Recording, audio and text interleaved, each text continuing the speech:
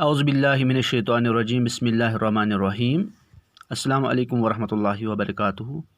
پیارے بچوں، اردو کلاس لے کر میں آپ کی خدمت میں حاضر ہوں۔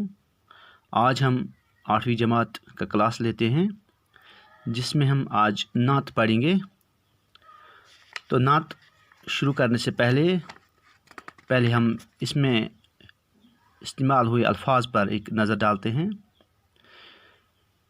جو الفاظ اس نظم میں، اس نعت میں شامل ہوئے ہیں وہ یوں ہے: بر لانا، اس کے معنی ہے پورا کرنا، پرائے یعنی غیر یا اجنبی، ملجا جائے پناہ، ماوا ٹھکانہ، بد اندیش برا چاہنے والا، ہرا یعنی غاری ہرا، مس خام کچا تانبا، کندن خالص، قرن طویل مدت سے، جہل یعنی جہلت، بیڑے ناو یا کشتی، موجے بلا مصیبتوں کی لہر، ضعیف کمزور، درگزر کو بخشنا، مفاسد کو مفسدہ کی جمع یعنی فساد، جگڑا برائیاں،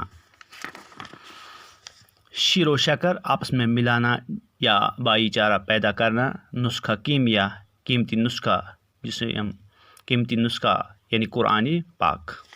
یہ ہیں وہ الفاظ جو اس نعت میں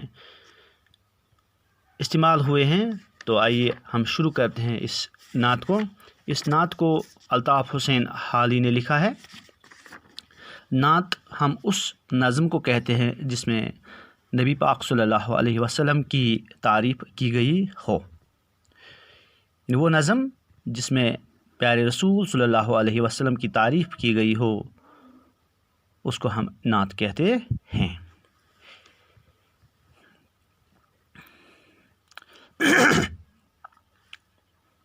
بسم اللہ الرحمن الرحیم۔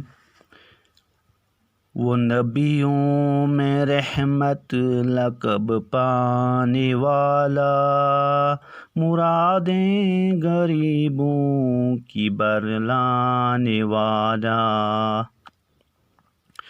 مصیبت میں غیروں کے کام آنے والا، وہ اپنے پرائے کا غم کھانے والا، فقیروں کا ملجا، ضعیفوں کا ماوا، یتیموں کا والی، غلاموں کا مولا،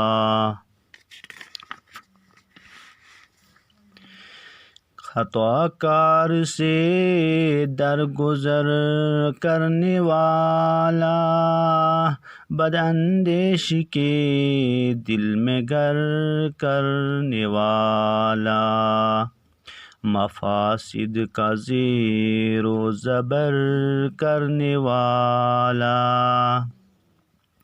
قبائل کو شیر و شکر کرنے والا، اتر کر ہرا سے سوائے قوم آیا، اور ایک نسخہ کیمیا ساتھ لایا، مس خام کو جس نے کندن بنایا، کھرا اور کھوٹا الگ کر دکھایا، عرب جس پر قرنوں سے تھا جہل چھایا، پلٹ دی بس ایک آن میں اس کی آیا،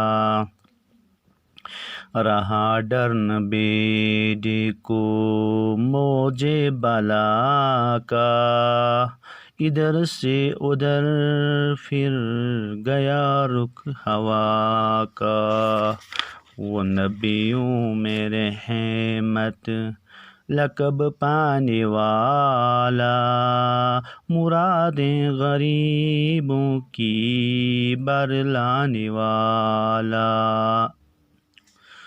تو پیارے بچوں، یہ تھا آج کا سبق۔